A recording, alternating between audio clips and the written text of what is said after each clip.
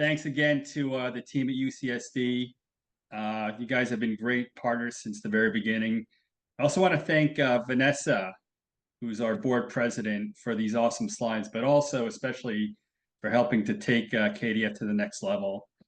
And I want to thank you all for joining us for this 25-year celebration of the KD Foundation. It's hard to believe that we're at 25 years. I never thought when this all started that it would result in this. So I thought maybe it would be helpful to go back to the beginning of how this all started and think back 25 years ago. And I think about what's changed and what's the same, right? So in terms of what's the same, a lot of the things that we face today and I hear about are the stories that are very much like what our family experienced from Katie the first time. In fact, just over the summer, I got a call from a mom whose child they thought might have KD, and she was very much in the dark and reaching out for help and support. And so we had connected her with some folks. And that was very much like our experience. But what's new and different today is the technology that's available. We're very excited about that. So to kind of give you a little bit of history on how this all started, I'll take you all the way back to 1998. So this was when our son was diagnosed with KD, and it was very much a journey. And during that very first year, we were searching for answers. And if you remember back then, it was 1998. This was pre-internet, really. I mean, the internet was just forming. There were no smartphones. Email was the killer app. And while we were searching for information, I came across this Kawasaki Disease listserv. And it was a way for families to sign up for a listserv and exchange emails. I think it was one of the earliest forms of social networking. And on this listserv, parents were kicking around the idea of having a parent meeting, bringing professionals to parents, something that had never been done before. And I thought, well, we can do it here in Boston. We were very lucky, and we had access to great doctors who treat our son. And so I had reached out to the team at Children's in Boston, and they had connected us to the team at UCSD, and we got to meet Jane, and that's really where things took off. And so while I did take the first step, I didn't travel this road alone. There were a lot of other parents and volunteers who were involved. And that symposium became the genesis for the KD Foundation. So the foundation was founded on these three pillars here: supporting families, educating the public and medical community, and help promote and fund KD research. So we believe that our work would help bridge the gap between parents and professionals, ensuring that no one faces KD alone.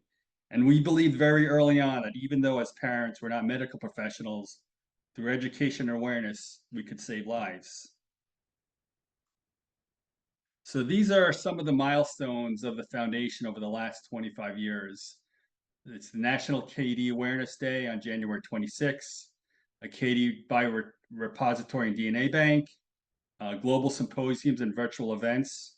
So events like this, but also participating in the every few year IKDS. In fact, I think we've participated in every one since 2001, and also having done other parent symposiums throughout the country. We've also funded over $500,000 in research, and we recently launched a KD Youth Internship Program and the Dr. Tomosaku Kawasaki Memorial Scholarship. So these milestones reflect the power of community, science, and compassion. And we believe from a single symposium to global research and partnerships, we've grown into a trusted voice for KD families. And our investments in research and youth leadership are shaping the future of KD care. So these are some of the programs that are the backbone of the foundation. The KD Bridges program. It supports families by connecting them with trained and trusted parent volunteers. We host an annual KD Parent Symposium with UCSD. We recently launched the KD Youth Internship Program and the Dr. Kawasaki Memorial Scholarship. So whether it's through finding comfort through bridges or teens discovering purpose through our internship, We believe that we're there every step of the way to support you. So these are some of the examples of some uh, teen volunteers that I wanted to highlight here. So Ava Quinn, she's a former KDF graduate school intern and healthcare transition advocate. She was inspired by her cousin Ethan with his journey with KD, and she developed the HCT toolkit to help teens transition from pediatric to adult cardiology care, paving the way for KDF's upcoming healthcare transition app that empowers youth independent health management. So what I love about Ava's story is it shows how family experience can spark innovation and advocacy, even if you weren't a patient yourself. I know Ethan and I know his mom, and she's been a great support of the foundation over the years. And the next one is Emily Rodriguez. So Emily is a KDF youth intern who was diagnosed with KD at age 2. She's been active since 2024 in leading awareness campaigns, engaging in social media outreach, and representing KDF at the Mount Sinai Adult Congenital Heart Disease Symposium. Her advocacy blends personal experience with public education, inspiring young survivors to share their stories. And what I love about Emily's story was her mom had reached out to us probably 15 years ago to get involved. And so it's amazing to see how that spirit of advocacy and volunteerism has transitioned from generation to generation. And we believe that these are the young leaders that are helping to shape the future of KD Care through empathy, creativity, and action. And we can't have a KD event without acknowledging the man who inspired all of this. Dr. Kawasaki, his discovery didn't just identify a disease, it gave families hope and saved lives. So we launched the Dr. Kawasaki Memorial Scholarship. It was created by us to honor Dr. Kawasaki and support students affected by KD pursuing careers in medicine, science, and public health. It aims to inspire future KD advocates and leaders. And the KD Awareness Day observed on January 26th was Dr. Kawasaki's aha moment of discovering KD and emphasizes early diagnosis.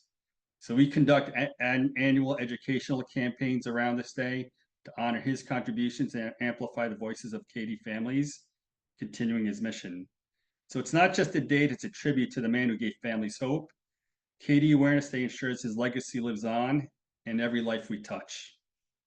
So we honor him not only through remembrance, but through action by continuing to educate, support, and innovate.